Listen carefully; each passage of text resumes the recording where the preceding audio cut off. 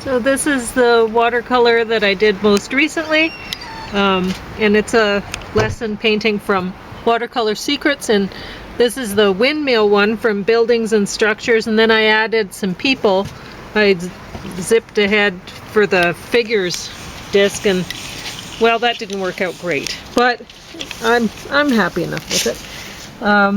Sherlock, the Abominable Bride, got top of the stack against these other ones. And that's the Watercolor Secrets disc. And James has a bunch of books he's going to review. A bunch of books. I've been threatening to review 3 of them, and then I've got some more here. So keep on plunking away. I'll quickly maybe a get book through a day. these, and then I was going to start talking a little more about my painting process, and well, I mentioned the Watercolor Secrets, so if you want to learn how to do a windmill and whatever, then go there. And I did it a bit differently. Like, I didn't have he put a boat and posts and stuff in the water to have reflection. I just did the same color as the sky, and so I think it does look like water just fine. And like I said, I added the people, and I added the Hoya clipping in the little container of water. But anyway, basically this really wasn't very hard. I thought it would be very difficult. I was intimidated by trying to do a windmill, but once I got going, it's really just putting some masking fluid on some things to reserve the white, and that's about it. It's really not that complicated. So anyway, you can see that I did this girl especially very badly, but how he has an interesting way to do people. He does these little stick figures, just stick figures in poses, and then he pencils that, and then he just paints the clothes on them and the skin and stuff like that. Well, that way you get the proper, I mean, it's kind of like drawing a skeleton. Yeah. So you can see the proper anatomical relationships. Yeah. And so I'll get the hang of it. I can't really tell what's happening. Well, it's terrible. I have her facing several different ways, so how am I going to fix this? I mean, I thought, well, maybe I can just try to get out as much of the color as I can and then put a shawl on her. Yeah. Because how can I fix it, right? I've just totally messed it up. But and she looks a bit chunky, but I don't appear to. I just did a really bad job. It doesn't matter. I mean, the thing to do is to take the positives. I think you did a pretty good job with the clouds. Yep, I love my sky. Especially off to the right. It looks good. Yeah. And I love the painting. It's just the girl. You don't want to look too long at her because I did not do a good job. Well, you kind of got the hair in the head. Yeah, the hair and the head look good. And this I like one the hand background, is good. Landscape. It looks as though it could be Holland or something like that. They've got a lot of stuff like that. Well, he said it was somewhere in England that faces Holland. Of course. So yeah, they've got a place called the Wash there, which is kind of like a big bay there, and there seems to be a lot of marshlands around there. So yeah, I think there's something like the Nene River that flows into there. So I could be wrong, folks. I might be mispronouncing it. I get that actually from German crossword puzzles. They like Fluss zur Wash or something like that, Wash. So that's, for the longest time I used to think it was Nene because I didn't know where the Wash was, but the Wash is basically off England's east coast. Well, this was an excellent Sherlock. I don't know if I'd ever seen it before, but it's been around a while. This was 2016. I just somehow missed it. It's got that cummerbund guy, eh? Yes, it does. And they did a great job. They were flipping back and forth from roughly, like, present day probably for when this was made or whatever, and then back to Sherlock Holmes time, 1895. So, yeah, they were flipping back and forth, and they explain why later on, so I won't. But that's a real teaser. It's like, it get this movie out so you can tell what's happening. Yeah. She's not going to tell you. Well, You'll have I to won't figure it tell out. you because Yeah, it see? was worth watching. Charles Chaplin in Limelight. Not as I expected it would be. It wasn't funny. There were a few funny parts, but Is it like was one a of his drama, old-fashioned sort of. ones, or is it more recent? No, it's old. It's Yeah, there we black go. and white, Yeah. whatever. But Yeah, it's hard for me to take honestly, Charlie Chaplin seriously. I gather he was a commie. it or says something. 1933. Yeah. And honestly, it was for a long time in the movie. I was like, when will it end? Because it wasn't what I expected it to be. I expected to get a few laughs, and I did not. And but eventually, I thought, it's not what I expected it would be, but it's not a bad movie. It is long, which I don't care for that. But it tells a story and whatever, so I thought, it actually isn't that bad. So, The Last Bumblebee. I have some notes here. This is from 2021. Scientists and researchers are looking for Franklin's bumblebee, last seen in 2006. 1/4 of bees face extinction.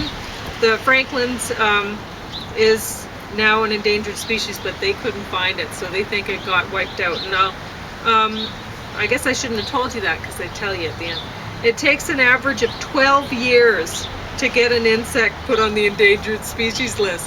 So a lot of the time they bite it before they even make it onto the list. Oh God, that's so.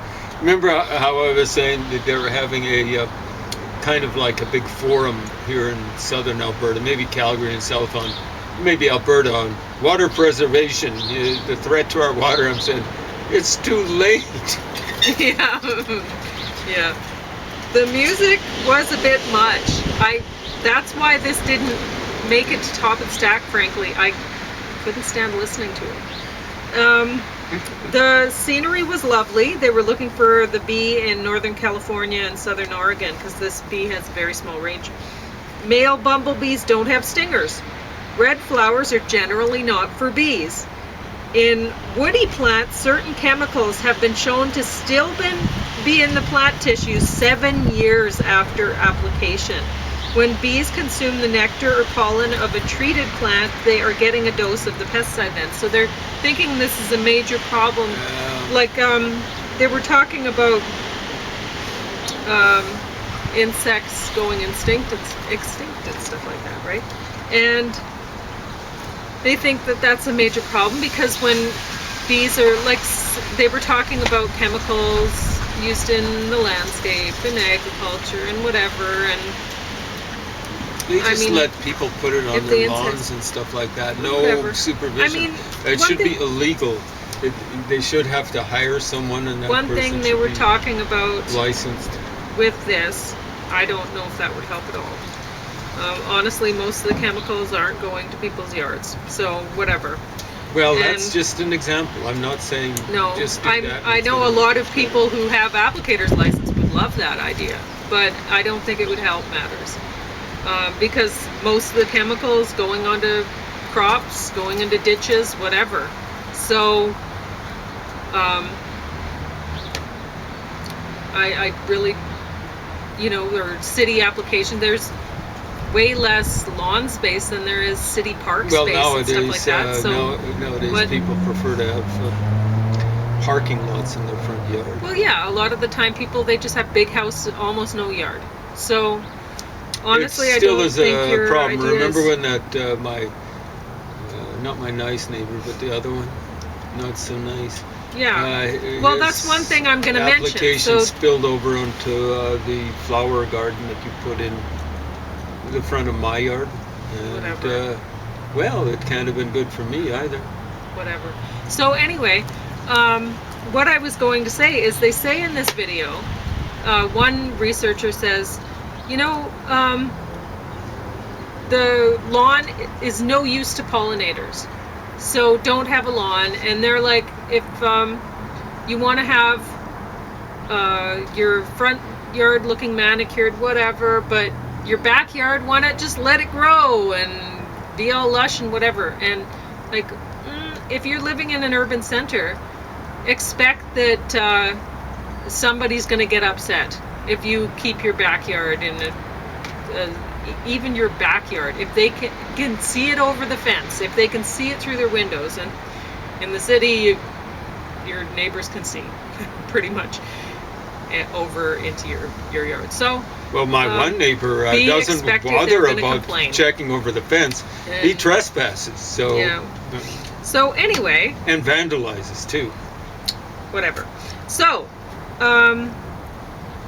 I can't remember what else I was going to mention about this because I got distracted somehow. But it's worth watching. You learn a few things about bees, whatever.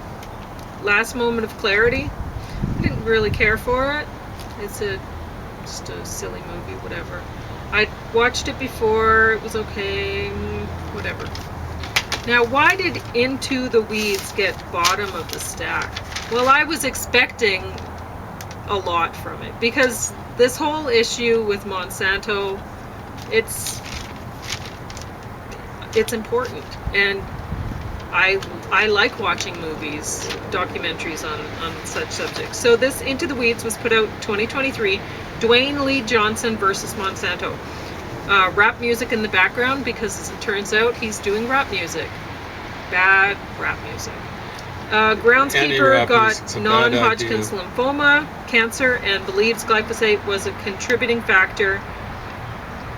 This had Canada Media Fund, Telefilm Canada, Utah Film Center, etc. I don't know exactly who made this because it seems like it was getting funding from both sides of the fence. The court awarded him $289 million. Oh, good. It was a crap documentary, though. I mean, you're sitting there. I have a lot of patience for watching boring stuff. Like when I was a teenager, I used to like watching the parliamentary debates. So I don't think many other people watched it, but I did. It's not like the parliament I'd used sit to there be and I'd in laugh, Japan you know. and Korea. Yeah. So anyway, They used to have fights on the floor. I think in Korea, maybe not Japan. Yeah, Canada's not like that. Not yet. But, it'll happen. But people, I mean, well, you wouldn't want to watch it probably, so I won't get into it. But I enjoyed watching it when I was a teenager. So, but what I'm saying is there's a lot of courtroom blabbing in this, and honestly, the lawyer, I don't think he did that great of a job. But the guy was awarded anyway, so it's important to know that in the last few decades, I think one entomologist in the video said 3 decades, the insects numbers have dropped 76%. I didn't know it was that bad. So you'll have to watch this to verify that, because I mean, I wrote it down after I heard it and I didn't bother to rewind. So why am I finding out about this in this documentary, though? I'm thinking they didn't link this detail to Monsanto or Dwayne Lee Johnson. Seeing the native elders wanting to take a stand to protect the environment is great, but what did this have to do with Johnson or Monsanto? Link it or lose it, I said. And honestly, I want you to link it, because these guys did. They did the work to do that for you. So the information is out there. Link it. Get it made properly. So this was very disappointing. It was very boring, and basically I didn't really find out anything more about the Dwayne Lee Johnson versus Monsanto than I already wanted to know. So, because I certainly didn't want to know about the rap. I didn't. And seeing somebody with, you know, their cancer and everything, yeah, I have seen cancer and all that. And at the same time, I'm thinking, okay, I was a gardener who applied a lot of Roundup and other things, and like they were saying in this documentary, Roundup is really common. probably the most common. There's some idiot who goes around Herbicide. drinking it and saying, "See, I'm okay." I Well- don't know. That was like 30 years ago. I wonder where he is now. But anyway, what was I saying? I don't know. I got distracted again. I'm not sure where I was going with it. Oh, very common. So what I'm saying is, okay, you're awarding this guy $289 million. Are you going to award everybody who's worked as a gardener or a landscaper or whatever? Are you going to award them that, or a farmer? I mean, there was one farmer in here who was going into detail about how much he uses. And yeah, he got the cancer, and he's like, well, should I stop? I mean, should I stop using it? I've already got the cancer now. So it's a little late. And it's good that he was going into describing how much he uses to put it into perspective. So you're like, wow, you know, I wouldn't have used that in my whole, like, one day's application that he uses. I wouldn't have done that in my whole career if I'd been a gardener for my whole lifetime. And here this farmer, he's doing this so much, right? He's into, but then when they talk about the foods, and like once I found out about, they talk about Roundup being used as a food desiccant, as a seed desiccant. What are they thinking? Yeah. So once I found out about that, I'm like, oh my gosh, it's hopeless. That's ridiculous. But I mean, they were talking about that and saying, well, what if it's used as a seed desiccant? Well, of course it's going to be in the food, right?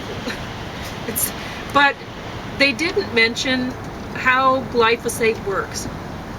And the key thing about glyphosate is it's systemic. It goes right through the plant that it is sprayed on. It is right inside of it. So really, if it's a seed desiccant and it's on the outside of the product and it gets ground and it's in the food, whatever. But the thing is it's right in the plant. So you have to wonder about the Roundup Ready crops, or you should be, right? Anyway, and these guys do wonder about it, these researchers, and they do talk about it a little bit in this one, but they should have been talking about it in this one. They should have linked things together better, and I was very disappointed. So go ahead with your books now. I am out of the way. Just a little thing about chemicals and farming. My dad knew a person back when I was a kid who was a farmer, and my dad used to tell him, this was back in the 60s, you should be careful about those chemicals. You know? Yeah. And the guy blew out his liver. Yeah. And, he was too old by that time to get a liver transplant, so he went the way of all flesh. Just sooner than he should have. He blamed it on the place where he worked, where they were using PCBs without protection. It was both. It wasn't one or the other. I mean, yeah. At any rate, so the other day, it was yesterday, maybe the day before, I was threatening you with reviews of, it would be maybe a re-review, it's definitely a re-reading of A Forgotten Kingdom by so-called Sir Leonard Woolley. So I don't like the title Sir. I don't mind it when people use it with me, but I'll say, I used to say before I became a senior, you know, Sir is short for senior. I'm not a senior, not yet, but now I can't use that with people. But, yeah, here, Nettles in the Service of Man. This is another pelican book. Is this a pelican or is it a penguin book? Maybe it's neither. It looks like something like a penguin. Yeah, they just call it a penguin book. No, it is a pelican. So they have puffin books. They're for kids, or they used to. I used to read a fair number of those back in the day. I used to live in a British colony. It really should be called an English colony.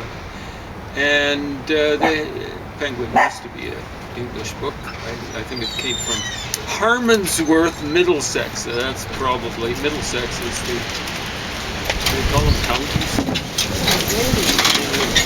London's in, so Harmondsworth is probably Hey, Oaks, do you want to come over here? Suburban area or so of Come on up. London. Hey. Anyway, this Go here Forgotten too. Kingdom is about Alalak or something like that, a place in the western part of Syria, pretty close to the Mediterranean, but not on the Mediterranean. It's kind of separated from the Mediterranean by something a little like a mountain range. But it used to be very important. It was replaced by Antioch, Antakya or something like that is the way it's mispronounced nowadays. Or the way I mispronounce it, and I might have got some stuff wrong. Anyway, that's the Arabic version of Antioch. Antioch would be a Greek word. And it would be named after one of the successors to Alexander called something like Antiochus or Antiochus or something like that. He ended up,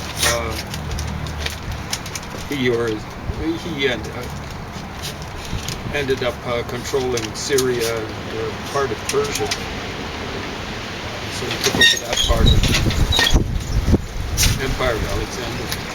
So here's another one that I was threatening you with, and maybe it really was a threat because this guy is one of my pet peeves. Isaac Asimov, guy who thought he was really smart. He was reasonably smart. I didn't realize this until I read this blurb here. At the beginning, associate professor of biochemistry. He might have gone higher than that. He might have been a full professor of biochemistry at Boston University. Not exactly. I mean, if he were really, really classy, he would have been MIT or even, I almost said Oxford, but Harvard. Boston University is in that. I mean, what it's famous for is not Isaac Asimov, but I think that's the university that Doug Flutie made most of his fame in the United States at. Anyway, Boston University School of Medicine, of all things. And he's the author of a lot of, I don't think it's very good sci-fi, and a lot of popularizations. This is one that gets me in the back here. Isaac Asimov. Isaac Asimov's monumental guide to the Bible. To the Bible. Now, I suspect he probably was Jewish, maybe on both sides of his ancestry, but yeah, he has the Old Testament there, but the New Testament as well. Well, I guess the New Testament is basically written by Jews. I think there might be a little bit of discussion about whether all the apostles of Jesus were all Jewish. I mean, some of them are obviously Jewish names. Some of them had both Jewish and Greek names. Peter is a Greek name, but his Jewish name was Simon. Peter means rock. Petroleum means rock oil. Isn't that amazing? Yeah. It comes from the Greek, coincidentally. And so there was, where are some of the others? Judas Iscariot. I think Judas would mean Jew or something like that. And but then there's Luke. Luke, I think, is Greek for something like light. It's related to light, I'm pretty sure. Licht in German. It used to be something like Licht in English, and then some French scribes came over with William the Conqueror, in the wake of William the Conqueror from Normandy. They had trouble with that C, Licht, and they spelled a GH for some reason. That's what we're stuck with, light. It must really bother people at first learning English. You get stuck with words like Nacht in German, night, GH. So yeah, it used to be C, pronounced sh, or something like that. I'm not sure. German has two kinds of CHs. One in the context of eyes and stuff like that. Licht is more like how they'd say it. It's not quite like an SH. But, and then they've got the one that's a little bit farther back in mouth that they have in Bach. And probably in Nacht. Nacht und Nebel. Night and fog. I guess that's what happened to people the Nazis didn't like. They did some real witch hunting. Not the kind of witch hunting that Joseph McCarthy was accused of doing, where I don't know, I think 2 people were sent to the electric chair, the Rosenbergs, husband and wife. Anyway, Isaac Asimov, From Flat Earth to Quasar is the subtitle. And so he traces the history, as he sees it, of astronomy from the flat Earth. And I think it's actually a pretty good approach to astronomy. When you get to an astronomy textbook, they're giving you the latest stuff, which is kind of like checking what is, like for me, because we were poor, it'd be like the Eaton's catalog, and you'd be seeing what the latest fashions were, right? Yeah, the Sears. Yeah, or the Sears catalog or whatever. Yeah. We'd wait for that at least before Christmas time, because we'd be slathering over the slavering, whatever the term is, over the Christmas toys and stuff like that. Yep. How much time? 5? 3.5. Okay, so I'll have to do these all over again, but again, I'm warning you what I'm going to be doing.